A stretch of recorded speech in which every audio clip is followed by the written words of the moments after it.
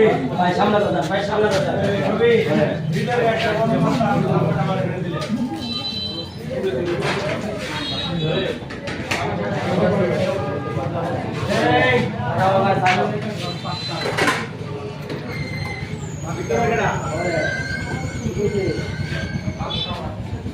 ছোট মাছ কত করে? ছোট মাছ প্লেট 80 টাকা।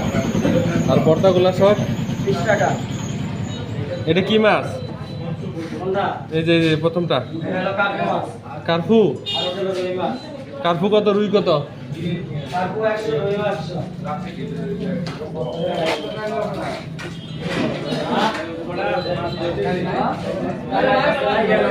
এটা কি? এটা খাসি? এটা খাসি নাকি? কত করে মুরগি? 150 টাকা। মুরগি দেশি নাকি ব্রয়লার? কক কত করে? মুরগি কত করে?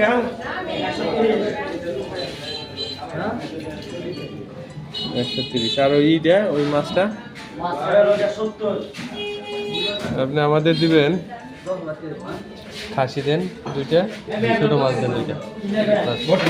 হ্যাঁ হ্যাঁ নিয়েছি।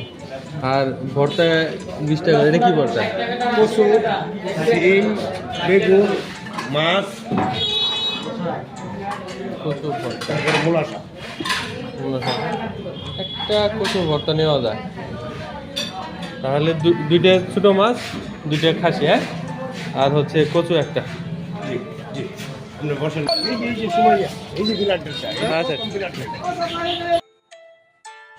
আসসালামু আলাইকুম বন্ধুরা, আমি মোহাম্মদ রানা। যারা দেশ এবং দেশের বাইরে থেকে আমার ইউটিউব চ্যানেলটি দেখছেন তাদেরকে জানাচ্ছি আন্তরিক শুভেচ্ছা।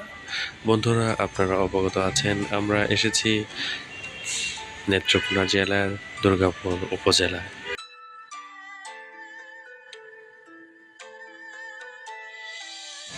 আমরা নেত্রকোনায় এসে দুর্গাপুরের চীনামাটির পাহাড়, রানীখং মিশন, কমলার গাছ ছাড়া কমলা বাগান এসব কিছু দেখে আমরা সিদ্ধান্ত নিলাম দুর্গাপুর বাজারে গিয়ে দুপুরের লাঞ্চ করব।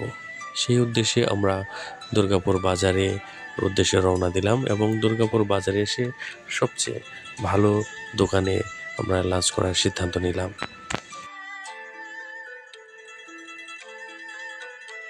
অবশেষে অনেক দোকান খোঁজার পর আমাদের অটোওয়ালা ভাই একটা ভালো হোটেলে নিয়ে গেলেন।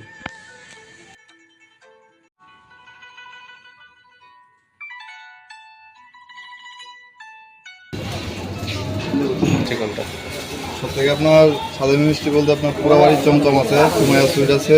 আপনি দিলেন মিষ্টি যেটা। দুটা থেকে যে কোনো একটা চয়েস করতে পারেন। কত করে কেজি?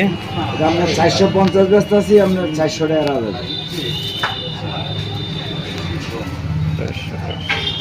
1 কেজিতে কয়টা ধরে এটা? কেজিতে 16-17 টাকা।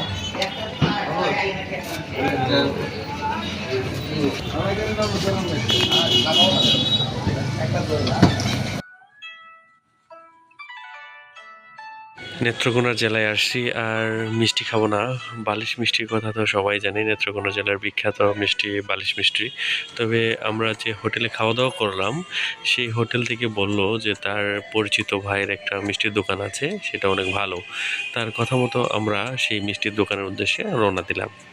তো মিষ্টির দোকানে আপনারা তো দেখতেই পেলেন সেখানে কোনো বালিশ মিষ্টি নেই। তবে যদি কেউ অর্ডার দেয় তাহলে তারা বালিশ মিষ্টি বানিয়ে দেবে। তাছাড়া এমনি এত বড় বালিশ মিষ্টি তারা কখনো বানিয়ে রাখে না।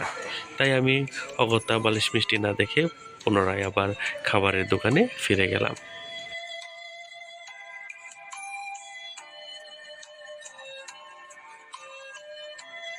খাবারের দোকানে যাওয়ার পর সিদ্ধান্ত নিলাম, যেহেতু নেত্রকোনা জেলায় এসেছি তবে কিছু তো মিষ্টি খেয়েই যেতে হবে। তাই সেই দোকানের তাদের স্পেশাল মিষ্টিটা আমরা অর্ডার দিলাম এবং মিষ্টি খাওয়ার পর যা বুঝলাম মিষ্টির মান মোটামুটি ভালো, সেরকম বিখ্যাত নয় বালিশ মিষ্টির মতো।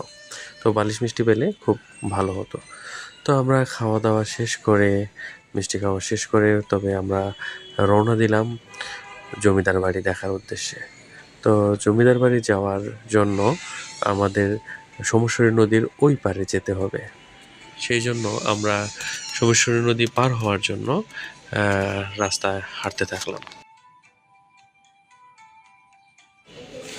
সোমেশ্বরী নদীর উপর নির্মিত কাঠ এবং বাঁশ দিয়ে যে ব্রিজটি তৈরি করা হয়েছে তা স্থানীয় প্রতিনিধি সেবামূলকভাবে তিনি তৈরি করেছেন। আগে এই সোমেশ্বরী নদীর উপর যে নির্মিত ব্রিজ যেটা রয়েছে সেটাতে পার হতে হলে প্রতি অটোকে 150 থেকে 200 টাকা করে দেওয়া লাগতো। তবে এই কাঠের ব্রিজ নির্মিত হওয়ার ফলে সেটা আর চাঁদা দেওয়া লাগে না, তারা বিনা পয়সায় এই ব্রিজ পার হতে পারে। এটা একটা সেবামূলক কাজ যা স্থানীয় প্রতিনিধি তিনি এলাকার জনগণের দুঃখ কষ্ট দেখে সেটা নির্মাণ করেছেন। তবে আশ্চর্যের বিষয় হলো আমরা যেদিন গিয়েছিলাম সেদিনই এই সেতুটির উদ্বোধন হয়েছে। আমরা উদ্বোধন অনুষ্ঠানটা দেখেছিলাম।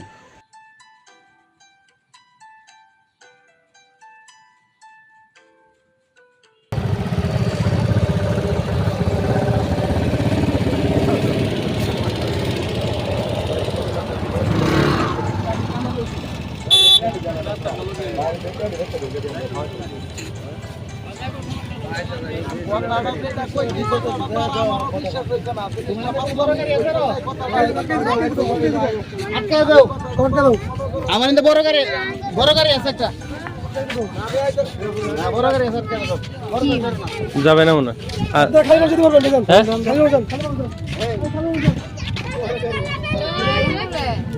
পুলিশের গাড়ি।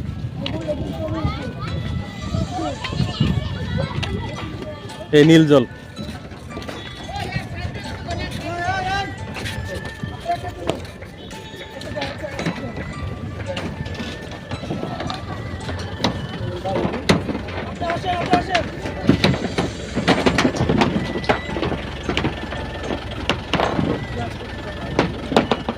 বাজবে আমার মতে গাড়িটা আগে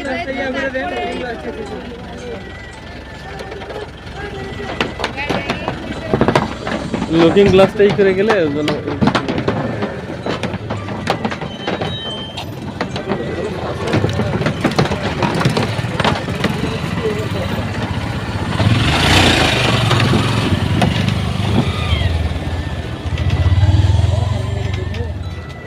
দেখলো আজকে নীল পানি, এটার কথা বলছেন, নীল পানি আর সাদা পানি, দুই পানির এক কালার। নীল পানি সাদা পানি।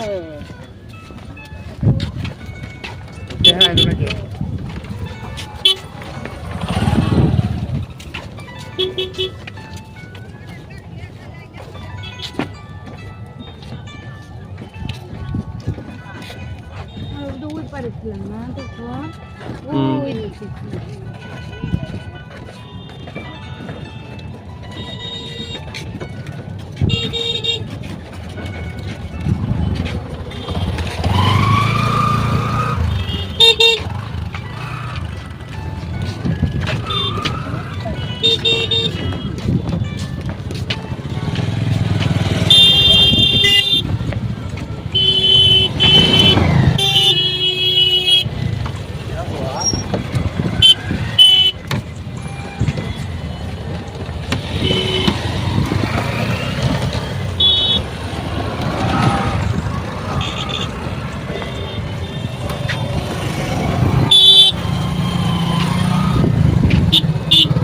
একসাথে মোটরসাইকেল ছেড়ে দিতে হবে। নীল পানিগুলো দেখছো, অনেক সুন্দর পানি, নীল পানি।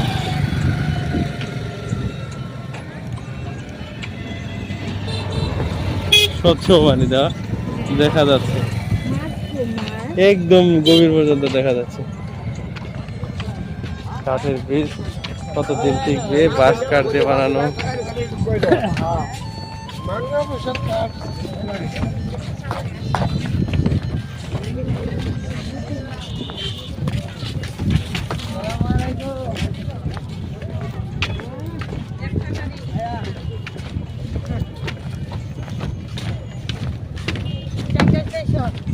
না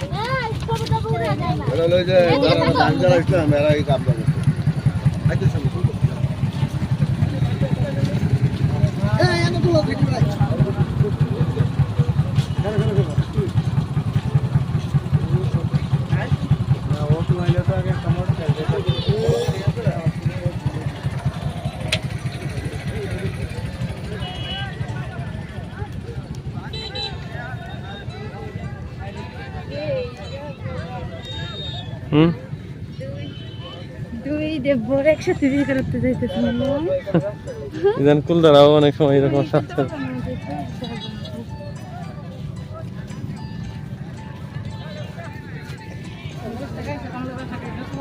হ্যাঁ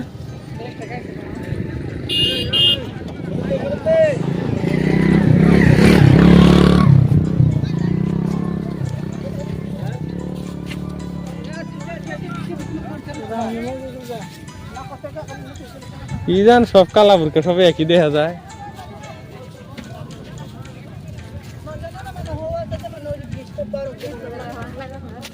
হুম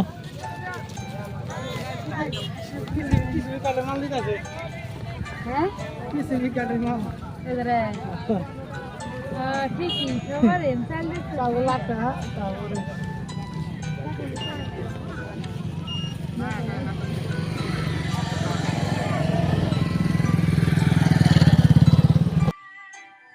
গাঢ় উপজাতিরা কেমন পরিশ্রম করে দেখুন, মাথায় টুপরি নিয়ে তারা অনেক ভারী বোঝা বহন করছে।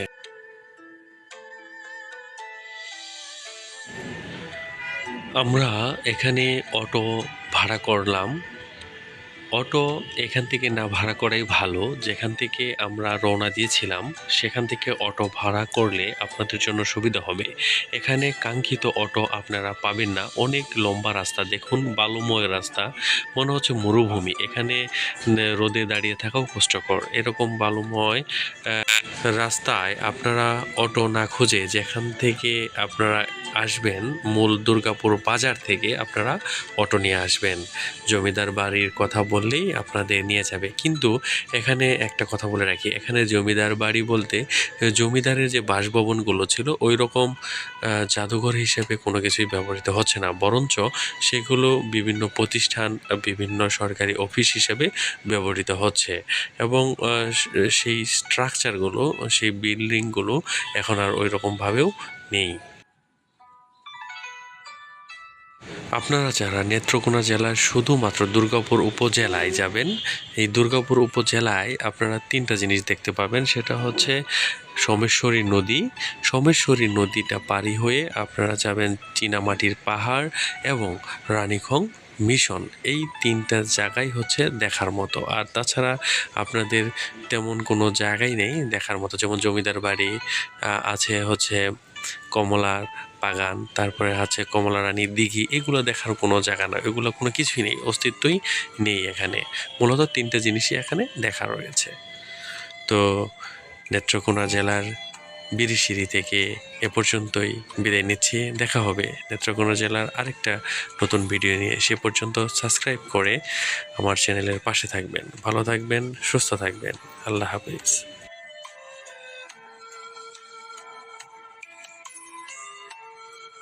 আপনাদেরকে একটা বিশেষ ইনফরমেশন দিচ্ছি, তথ্য জানাচ্ছি। সেটা হচ্ছে আপনারা যারা সোমেশ্বরী নদী পার হবেন তারা এখন থেকে এই কাঠের ব্রিজ দিয়ে, এই কাঠের সেতু দিয়ে পার হবেন, তাহলে আপনাদের কোনো টুল লাগবে না। আল্লাহ হাফেজ।